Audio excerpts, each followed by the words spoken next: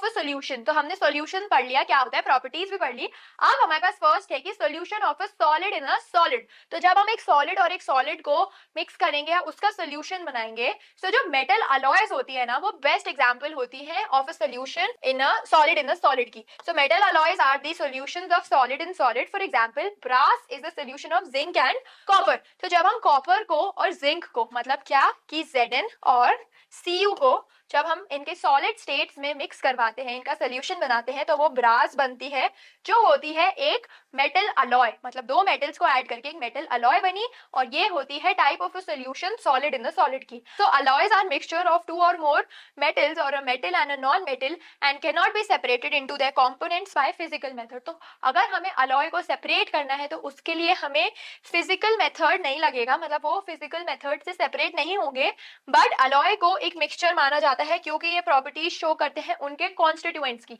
तो हमने क्या पढ़ा था मिक्सचर में, हमने सॉल्यूशन में ये चीज पढ़ी थी कि मिक्सचर को हम सेपरेट कर सकते हैं बट सॉल्यूशन को हम फिजिकल मेथड से सेपरेट नहीं कर सकते।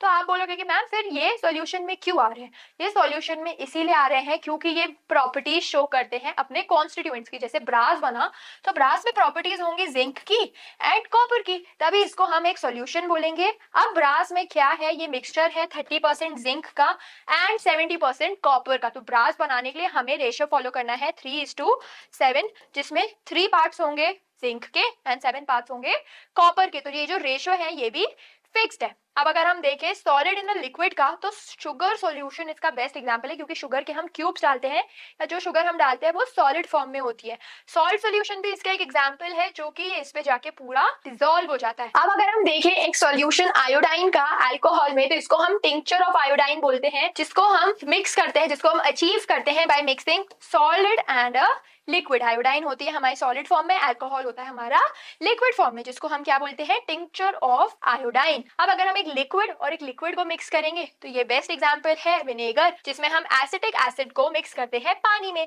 या कोई भी हम एग्जांपल ले लें, यहाँ पे अगर हम एग्जांपल ले लें नींबू का, सिट्रस जूस का, मतलब क्या, नींबू का और पानी का, तो उसमें भी यही होगा। अब है गैस इन अ लिक्विड, तो ये तो हमें बहुत ज्यादा कॉमन दिखता है एक्वेटिक एनिमल्स में, यहाँ पे भी डिफ्यूजन हो रहा है, तभी वो नीचे ब्रीथ कर पा रहे हैं। ब्रीथ तो ऑक्सीजन ही कर रहे हैं ना, बस उनके क्या है, अडेप्टेशन अलग है, बाकी ब्रीथ तो वो ऑक्सीजन ही कर रहे हैं। इसके अलावा हमारे पास एक और एग्जांपल है कि water is solution of carbon dioxide in water. तो वाटर बनता कैसे है, जब उस लिक्विड में, वाटर में कार्बन डाइऑक्साइड ऐड होती है। और ये थोड़ा सा कंफ्यूजिंग लग रहा होगा, आई नो आपको, तो इसको याद आप बेस्ट से करो ओशंस में, जहां पे ऑक्सीजन मिक्स होता है पानी में या बाकी गैसेस मिक्स होती हैं पानी में, तभी फिशेस वहां पे ब्रीथ कर पाती है। अब अगर हम बात करें गैस इन गैस, तो ये हमने ऑलरेडी देख लिया था, जिसका बेस्ट एग्जांपल होता है एयर, जिसमें बहुत सारी गैसेस कंबाइंड होती हैं and nitrogen is the solvent in the air and all other gases are solute. तो ये बात है मार्क करने की कि नाइट्रोजन सॉल्वेंट है, मतलब नाइट्रोजन हमारी एयर में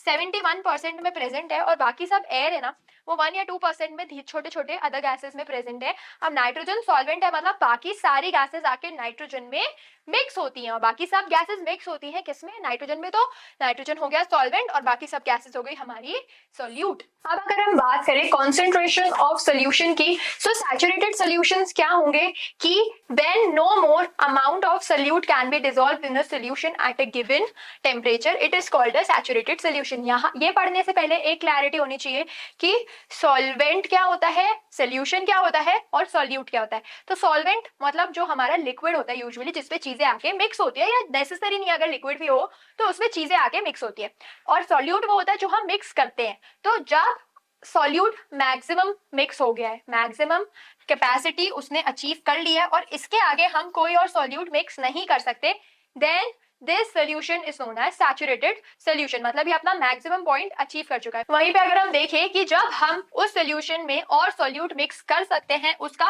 मैक्सिमम अचीव करने के लिए, तब हम इसको बोलेंगे अनसैचुरेटेड सोल्यूशन, मतलब उसमें अभी सैचुरेशन पॉइंट आना बाकी है, उसमें अभी मैक्सिमम रीच आना बाकी है। अब हमारे पास है नेक्स्ट कॉन्सेंट्रेशन बेसिस पर, अगर हम देखें मास एंड वॉल्यूम के बेसिस पर, तो अगर हम यहाँ पे देखें डाइल्यूट सोल्यूशन में क्या होता है कि जो सॉल्यूट है वो कम अमाउंट में है और जो सॉल्वेंट है वो ज्यादा अमाउंट में है तो इसको हम डाइल्यूट बोलेंगे। अब सिंपल सा एग्जांपल लेते हैं। डाइल्यूट के केस में हमारे पास है सॉल्ट है और हमारे पास है वाटर, है ना। क्या है हमारे पास? सॉल्ट है और वाटर है।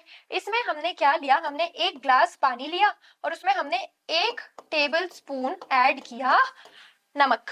नमक ज्यादा था कि पानी ज्यादा था? ऑफ कोर्स पानी ज्यादा था। अब पानी में नमक ऐड किया तो नमक सॉल्यूट है और पानी सॉल्वेंट है, तो यहाँ पे नमक कम था और वो पूरा पानी में डिसॉल्व होके सॉल्वेंट के नेचर का आ जाएगा। तो ये होगा हमारा डाइल्यूट सॉल्यूशन, जिसमें जिसमें ऐसे लिख लो, solvent is more than solute. यहीं पे अगर हम इसको रिवर्स करते तो वो आ जाता है हमारा कॉन्सेंट्रेटेड सॉल्यूशन, जब हमारा सॉल्यूट लार्ज होता है और हमारा सॉल्वेंट कम होता है। तो इसमें क्या होगा कि solute is more then solvent. अब एक और एग्जांपल लेते हैं, जो प्रीवियस एग्जांपल लिया था उसको ही कंटिन्यू करते हैं कि यहाँ पे 1 ग्लास पानी है और 1 टेबल स्पून नमक है। वहीं पे 1 कटोरी नमक है और 1 टेबल स्पून पानी है या 2 टेबल स्पून पानी है। तो ये वाला जिसमें मेरा पानी ज्यादा है वो रहेगा मेरा डाइल्यूट सोल्यूशन, और इसमें जब नमक ज्यादा है ये रहेगा मेरा कॉन्सेंट्रेटेड सोल्यूशन। तो हम लोग को ना डॉक्टर्स बार बार बोलते भी हैं कि शैम्पू यूज करो तो उसको डाइल्यूट करके यूज करो, मतलब शैम्पू में पानी मिक्स करके उसको फिर यूज करो, उसका बेटर इफेक्ट मिलेगा। तो डाइल्यूट करना किसी भी चीज को, मतलब उसमें क्या, उसमें पानी ऐड कर देना। अब हमारे पास अलग अलग वेज होते हैं उनकी कॉन्सेंट्रेशन को बताने के। सबसे पहला है mass by mass percentage of a solution.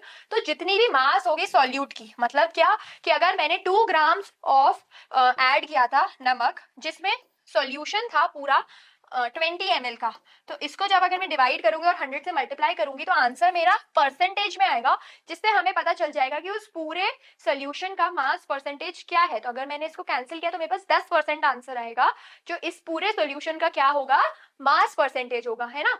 अब वहीं पे जो मास आ रही है सोल्यूशन की वो कैसे आ रही है कि mass of solute plus mass of solvent. अब पूरा जो सोल्यूशन है वो बना तो 2 चीजों से ही है, सॉल्वेंट से और सोल्यूट से, कोई तीसरी चीज तो ऐड कर ही नहीं है। भले तुम 2 या 3 सॉल्यूट भी ऐड कर लो तो भी वो क्या है, तो भी वो सॉल्यूट ही है और वो सॉल्वेंट ही है। तो पूरे सोल्यूशन का जो मास है वो आएगा इन दोनों को ऐड करके, है ना। अब एक और हमारे पास फॉर्मूला है कि वॉल्यूम बाय वॉल्यूम, तो इसमें हम वॉल्यूम कर देते हैं सॉल्यूट की और वॉल्यूम ले लेते हैं सॉल्यूशन की। सेम फॉर्मूला है एंड इसमें हमारे पास फिर आ जाएगा वॉल्यूम का परसेंटेज। ठीक है, तो हम लोगों ने सॉल्यूशन पूरा पढ़ लिया। अब नेक्स्ट टॉपिक है हमारे पास सॉल्युबिलिटी का, जिसके लिए डेफिनेटली आपको ये वीडियो तो लाइक करनी ही पड़ेगी एंड बेल नोटिफिकेशन दबाना पड़ेगा कि जब वो वीडियो अपलोड हो जाएगा आपको इमीडिएटली पता चले एंड आप फिर पढ़ाई कर पाओ। So stay tuned and happy learning.